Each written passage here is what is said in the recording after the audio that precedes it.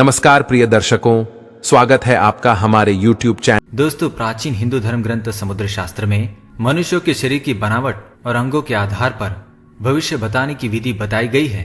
समुद्र शास्त्र के अनुसार व्यक्ति के शरीर के अंगों की बनावट उसके स्वभाव एवं उसके भविष्य के बारे में बहुत सी बातें बताती है। प्राचीन ऋषियों का मानना था कि ग्रहों की स्थितियों के कारण ही मनुष्यों के शरीर के अलग अलग अंगों पर तिल का निर्माण होता है। शरीर पर बने तिल के आधार पर हम उस व्यक्ति के भविष्य से जुड़ी जानकारी प्राप्त कर सकते हैं। वह व्यक्ति कब धनवान बनेगा, या उसे नौकरी कब मिलेगी, या फिर उसका जीवन साथी कैसा होगा। शरीर पर बने तिल व्यक्ति के भाग्य से जुड़े कई राज खोलते हैं। आज की इस वीडियो में हम आपको शरीर के अलग अलग अंगों पर बने तिल के आधार पर व्यक्ति के भविष्य से जुड़ी जानकारी बताएंगे। लेकिन इससे पहले दोस्तों, अगर आपने हमारे चैनल को सब्सक्राइब नहीं किया है तो इसे सब्सक्राइब कर लीजिए ताकि आप और भी जानकारी वाले वीडियो देख सके। पहला है माथे पर तिल।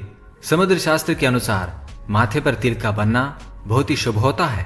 बहुत ही कम लोगों के माथे पर तिल होता है। माथे पर तिल लेकर जन्म लेने वाले लोग बुद्धिमान होने के साथ ही भरपूर धन कमाने वाले होते हैं। लेकिन इसमें यह भी महत्वपूर्ण होता है कि माथे पर किस स्थान पर तिल है। अगर माथे पर आपकी बाई ओर तिल है तो उम्र के साथ आपकी आर्थिक परिस्थिति सुधरेगी। जैसे जैसे आपकी उम्र बढ़ेगी आप और भी अधिक धनवान बनते जाएंगे। साथ ही आपको दुनिया घूमने का भी मौका मिल सकता है। माथे पर तिल अगर दाईं ओर है तो आप कंजूस व्यक्ति बन सकते हैं। आपको भविष्य में अपार धन की प्राप्ति होगी, लेकिन आप केवल धन संचय ही करेंगे, उसका उपभोग नहीं करेंगे और ना ही दूसरों की मदद करेंगे। अगर माथे के मध्य पर तिल है तो आप एक महान व्यक्ति बनेंगे। साथ ही आपको एक बहुत अच्छा जीवन साथी मिलेगा जो आपका बहुत अच्छी तरह से ख्याल रखेगा। भौहों पर तिल। भौहों पर तिल का होना सौभाग्य की निशानी है। जिन महिलाओं की दोनों भौहों के बीच में तिल होता है वो बहुत ही भाग्यशाली मानी जाती है। ऐसी महिलाएं जिस घर में शादी करके जाती है वहां सुख समृद्धि लाती है और ऐसे घर में धन की कभी कमी नहीं होती। अगर दाएं या बाएं भौं पर तिल है तो व्यक्ति को शादी से पहले कई मुश्किलों का सामना करना पड़ता है, परंतु विवाह के बाद इनकी किस्मत बदल जाती है और आकस्मिक धन की प्राप्ति होती है। पलकों पर तिल। समुद्र शास्त्र के अनुसार ऊपर की दाई पलकों पर तिल होना बहुत ही शुभ माना गया है। ऐसे लोग जल्दी ही अमीर बनते हैं और भविष्य में बहुत नाम कमाते हैं। लेकिन अगर निचली पलकों पर तिल है तो ऐसा व्यक्ति पैसे बहुत खर्च करने वाला होता है। ऐसे लोगों के हाथ में धन नहीं टिकता। ये लोग अपने जीवन में कभी पैसे की बचत नहीं कर पाते, चाहे कितना भी कमाए। छाती पर तिल। छाती पर तिल होना भाग्य की निशानी होती है। जिन महिलाओं की छाती पर तिल होता है उनके भाग्य में सरकारी नौकरी होती है। पुरुषों की छाती पर तिल होना उन्हें सामर्थ्यशाली और महत्वाकांक्षी बनाता है। ऐसे पुरुष बहुत मेहनती होते हैं और अपने दम पर पैसा कमाते हैं। कानों पर तिल होना। समुद्र शास्त्र में यह बताया गया है कि कानों पर तिल होने वाले लोग बहुत ही समझदार होते हैं। ऐसे लोगों के पास हमेशा पैसा आता रहता है और ये पैसे का सही इस्तेमाल करना भी जानते हैं, जिस कारण इन्हें भविष्य में इसका बहुत ही ज्यादा फायदा होता है।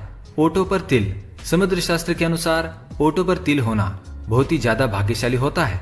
ऐसे लोगों का भाग्य इन्हें हमेशा साथ देता है। इन लोगों को पैसा कमाने के लिए ज्यादा मेहनत नहीं करनी पड़ती। थोड़ी सी मेहनत करने पर इन्हें तुरंत सफलता मिलती है और ऐसे लोग बहुत ही ज्यादा अमीर बनते हैं। कंधों पर तिल। पुरुषों के कंधों पर तिल होना उन्हें बहुत ही ज्यादा मेहनती इंसान बनाता है। ऐसे पुरुष अपनी जिम्मेदारियों को बखूबी निभाते हैं। अगर आपके दाएं कंधे पर तिल है तो आप जल्दी ही सफलता प्राप्त करेंगे, लेकिन दाएं कंधे पर तिल है तो आपको सफलता पाने में समय लग सकता है। हथेली पर तिल। दाई हथेली पर तिल होना बहुत ही शुभ होता है। समुद्र शास्त्र के अनुसार ऐसे लोग बहुत अधिक धनवान बनते हैं। तो दोस्तों, ये थे वो शरीर के अंगों पर बने तिल और उनसे जुड़ा भविष्य। आपके किन अंगों पर तिल बना है हमें कमेंट में जरूर बताएं। इस वीडियो को देखने के लिए आप सभी का धन्यवाद करता हूँ। हमारे चैनल को सब्सक्राइब करें ताकि और भी जानकारी वाले वीडियो देख सके। धन्यवाद। हो गई और अब उनके लिए रिश्ते भी आने लगे। एक दिन उमेश बाबू के मामा उनके लिए एक रिश्ता लेकर आए और शादी तय हो गई। राघव बाबू ने अपने घर वालों से कहते हैं कि मैं पहले लड़की को देखना चाहते हैं। यदि मुझे लड़की पसंद होगी तभी मैं विवाह करने के लिए राजी होगा। तब उनके मामा ने कहा, बेटा लड़की के तरफ से तुम बेफिक्र हो जाओ। लड़की हमने देखी हुई है। लड़की हकीकत में काफी ज्यादा सुंदर है। मामा के मुख से लड़की की प्रशंसा सुनकर राघव बाबू को लगा, चलो यदि अगर मामा कहते हैं तो लड़की जरूर खूबसूरत ही होगी। और फिर राघव बाबू ने शादी के लिए हां बोल दिया। मित्रों, कहानी में आगे जानते हैं, लेकिन उससे पहले हे प्रभु श्री राम, जो भी भक्त इस वीडियो को लाइक करें और चैनल को सब्सक्राइब करके कमेंट में जय श्री राम और जय हनुमान लिखें। उनके घर में सुख संपत्ति की कभी कोई कमी ना रहे, उनका घर हमेशा खुशियों से भरा रहेगा। मित्रों, जब विवाह के मुहूर्त आई तब राघव बाबू बड़े धूमधाम से बारात लेकर आए और दुल्हन भी आभूषण से सजकर मंडप पर आई। राघव बाबू की नजरें दुल्हन की ओर थीं। उसे घूंघट में चेहरा तो देखा नहीं, मगर हाथ पैर की उंगली दिखाई दे रही थी। मेहंदी से सजे हाथ पैर बहुत गोरे और सुंदर लग रहे थे। उसे देखकर उमेश बाबू अपने मन में फूले नहीं समा रहे थे। वह सोचने लगे कि जब दुल्हन की हाथ पैर की उंगलियां इतनी सुंदर है तो दुल्हन कितनी सुंदर होगी। अब विवाह का कार्यक्रम संपन्न हुआ। वधू की विदाई हुई, डोली में बैठकर ससुराल जाने को चली। राघव बाबू की खुशियां बढ़ती चली जा रही थीं। वह यह सोच रहे थे कि काश एक बार दुल्हन का चेहरा देखने को मिल जाता तो इच्छा पूरी हो जाती। चलते चलते रास्ते में कहारों ने जब पालकी रोकी और जलपान करने में लग गई, इतने में राघव बाबू को मौका मिल गया। वह चुपके से पालकी के पास गया और जब दुल्हन अपना घूंघट हटाकर पालकी से बाहर झांक रही थी और तभी राघव की निगाह दुल्हन के चेहरे को देखती है। चेहरा देखकर राघव को ऐसा महसूस हुआ जैसे चोरों ने उनका सब कुछ लूट लिया हो। राघव की दुल्हन सुंदर नहीं थी जितनी उसने कल्पना की थी। वो हर पल जिस रूप की कल्पना करते आ रहे थे वो उसके बिल्कुल विपरीत थी। बहुत मोटी थी, छपटी नाक थी, फूले हुए गाल थे। वो एकदम देखने में कुरूप थी। रंग गोरा था पर छवि एकदम भयानक थी। मित्रों, दुल्हन का कुरूप चेहरा देखकर राघव बाबू की सारी खुशी नष्ट हो गई। वह मन ही मन खुद को कोसने लगा। इसे भला मेरे ही गले पड़ना था, दुनिया में इसे और कोई नहीं मिला। राघव को अपने मामा पर बहुत गुस्सा आ रहा था, जिन्होंने लड़की की तारीफों के पुल बांधकर उसे शादी के लिए राजी किया था। सोचने लगा, अगर इस समय मामा यहां होता तो मैं उससे लड़ाई कर बैठता। अब तो विवाह हो चुका है, अब क्या हो सकता है। मेरे सारे अरमानों पर पानी फिर गया।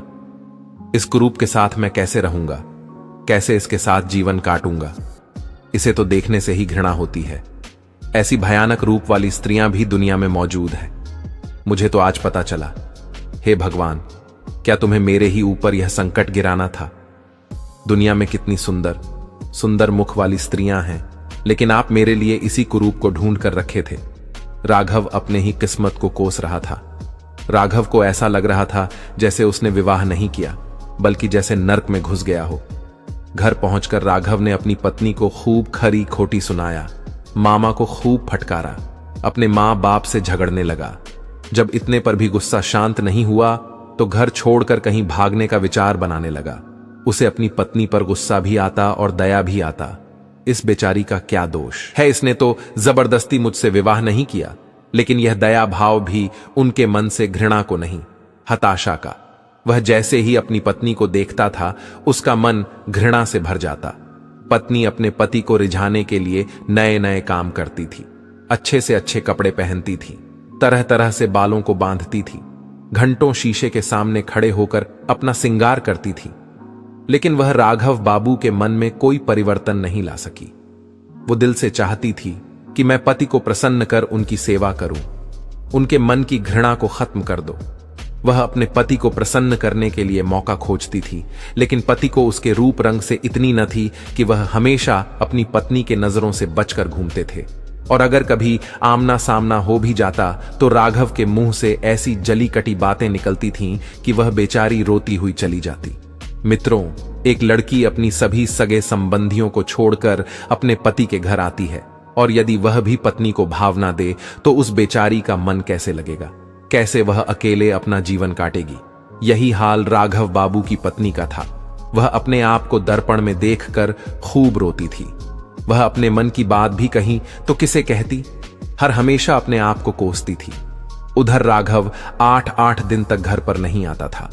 मित्रों, जब राघव बाबू दूसरी स्त्रियों को देखता तो उसका मन अंदर ही अंदर रोने लगता था। मित्रों, वो इस परिस्थितियों में अपना मन लगाने लगा। वो यह भूल जाना चाहता था कि उसका विवाह हो चुका है। उधर बेचारी उसकी मासूम सी पत्नी घर में बैठी अपने पति के दर्शन के लिए तरसती थी, लेकिन राघव घर पर आना ही छोड़ रखा था। वो पूरे दिन अपने मित्रों के साथ मजे में रहता था।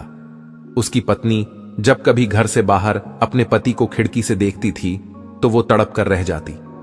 एक दिन राघव बाबू जब खाना खाने घर पर आए तो उसकी पत्नी ने पूछा, आज ही अब तो आपके दर्शन भी नहीं होते, मेरी वजह से आपने तो घर आना भी छोड़ दिया। राघव ने मुंह घुमाकर उत्तर दिया, क्या बताऊं, नौकरी की तलाश में इधर उधर भागना पड़ता है, इसलिए घर पर नहीं आ पाता हूं। पत्नी बोली, मैं जानती हूं आप घर पर क्यों नहीं आते हो, आपको मेरा चेहरा बिल्कुल पसंद नहीं है। आप एक काम क्यों नहीं करते, आप किसी डॉक्टर से मेरी सूरत क्यों नहीं बनवा देते, मैंने सुना है डॉक्टर चेहरा बदल देते हैं। पति ने कहा, क्यों, तुम व्यर्थ की बकवास कर रही हो, जो काम भगवान नहीं कर सका वह मनुष्य क्या करेगा। पत्नी ने बड़ा सुंदर जवाब दिया, अच्छा, यह बात आपको सोचनी चाहिए कि भगवान की गलती की सजा मुझे क्यों दे रहे हो। आपने मुझे दूध से मक्खी की तरह निकालकर दूर फेंक दिया है। संसार में न जाने कितने ही कुरूप लड़कियां होंगी,